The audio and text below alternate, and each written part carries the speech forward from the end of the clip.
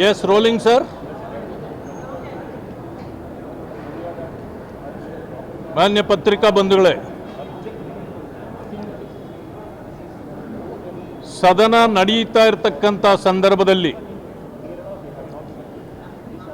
ರಾಜ್ಯದಲ್ಲಿ 3 ವ್ಯಕ್ತಿಗಳನ್ನು ಕಗ್ಗೊಲೆ ಮಾಡಿದೆ ಈ ಸರ್ಕಾರ. ಅವರು ಕೊಡುವ ಸಬೂಬು ತಾಳೆ ಆಗಲಾರದಂಥ ಸಬೂಬು ಕೊಟ್ಟಿದ್ದಾರೆ.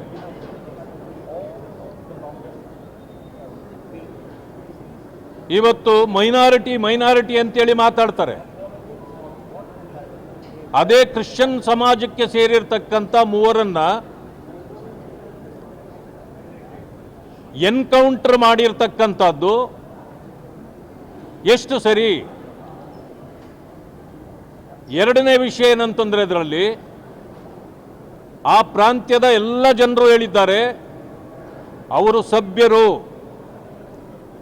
ಬಹುದಿನಗಳ ಕಾಲ ಅರಣ್ಯಾಧಿಕಾರಿಗಳಿಗೂ ಅವ್ರಿಗೂ ಟಜಲ್ ನಡೀತಿತ್ತು. ಆದ್ದರಿಂದ ಅವರನ್ನು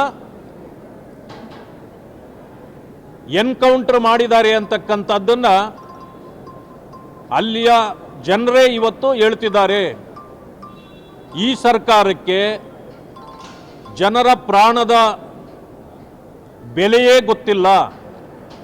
ಆ ಕಾರಣದಿಂದ ಇವತ್ತು ಪ್ರಥಮವಾಗಿ 2 ಸದನಗಳಲ್ಲಿ ಸರ್ಕಾರ ತನ್ನ ನಿಲುವನ್ನು ಪ್ರಕಟಣೆ ಮಾಡಬೇಕು.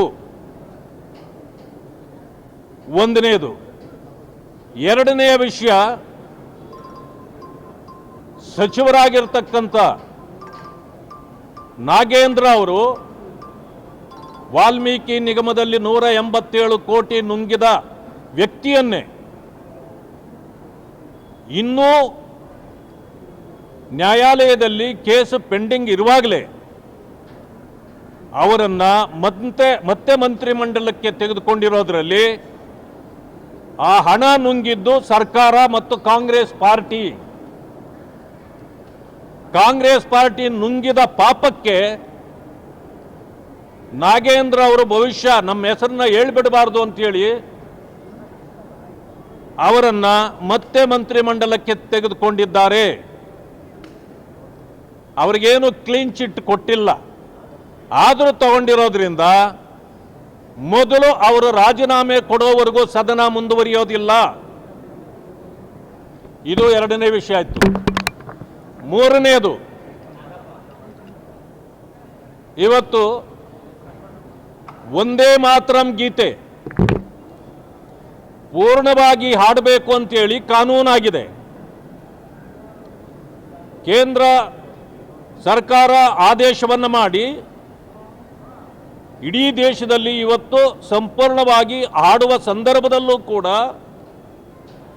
ಕಾಂಗ್ರೆಸ್ಸು ಅದಕ್ಕೆ ಅಪಮಾನ ಮಾಡಿದ್ದಾರೆ, ಕಾನೂನನ್ನು ಗಾಳಿಗೆ ತೂರಿದ್ದಾರೆ. ಆ ಕಾರಣದಿಂದ ಈ ದೇಶದ ಮಹಿಳೆಯೇ ಆಗದ ಸೋನಿಯಾ ಗಾಂಧಿ ಅವರು, ಈ ದೇಶದ ಪ್ರಜೆಯೇ ಆಗದೇ ಇದ್ದಂಥವರು, ನಮ್ಮ ದೇಶದ ಬಗ್ಗೆ ಅವರಿಗೆ ಗೌರವ ಇರಲಿಕ್ಕೆ ಸಾಧ್ಯ ಇಲ್ಲ. ಅವರ ಪುತ್ರ ರಾಹುಲ್ ಗಾಂಧಿಯವರಿಗೂ ತಾಯಿಯಂತೆ ಮಗ ಮತ್ತು AICC ಅಧ್ಯಕ್ಷರು ಹಾಡುತ್ತಿರಬೇಕಾದ್ರೆ ಗೌರವದಿಂದ ನಿಂತಿರಬೇಕು. ಆದರೆ ನಿಲ್ಲಿಸಿ ಅಂಥೇಳಿ ಸೋನಿಯಾ ಗಾಂಧಿಯವರು ಇವತ್ತು ಕಾನೂನನ್ನು ತಿರಸ್ಕಾರ ಮಾಡಿರೋದ್ರಿಂದ ಈ ದೇಶದಲ್ಲಿ ಇರಲಿಕ್ಕೆ ಅವರು ಯೋಗ್ಯರಲ್ಲ. ಕೇಂದ್ರ ಸರ್ಕಾರ ಕಾನೂನು ಕ್ರಮ ಕೈಗೊಂಡು ಮಾನ್ಯ ಶ್ರೀಮತಿ ಸೋನಿಯಾ ಗಾಂಧೀಜಿ ಹಾಗೂ ರಾಹುಲ್ ಗಾಂಧೀಜಿಯವ್ರನ್ನ ಗಡೀಪಾರು ಮಾಡೋದೇ ಒಳ್ಳೆಯದು. ಮತ್ತು ಖರ್ಗೆ ಅವರ ವಿರುದ್ಧವಾಗಿಯೂ ಕೂಡ ಕ್ರಮ ಜರುಗಿಸಬೇಕು ಅಂತೇಳಿ ನಾನು ಆಗ್ರಹ ಮಾಡ್ತೇನೆ. ಇನ್ನೊಂದು ವಿಷಯ ಇದೆ.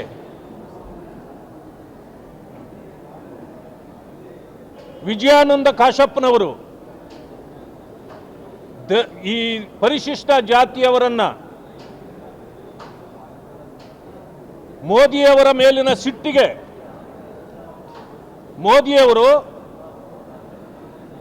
ದೇಶವನ್ನು ಒಲಗೇರಿ ಮಾಡಿದ್ದಾರೆ ಅಂತೇಳಿ ಇಡೀ ದಲಿತ ಸಮುದಾಯಕ್ಕೆ ಅಪಮಾನ ಮಾಡಿದ್ದಾರೆ.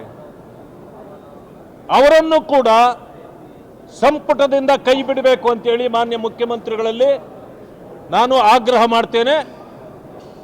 ಅವರಿಗೆ ಇಡೀ ರಾಜ್ಯದ ಜನ ಇವತ್ತು ಛೀಮಾರಿ ಆಗ್ತಿದ್ದಾರೆ.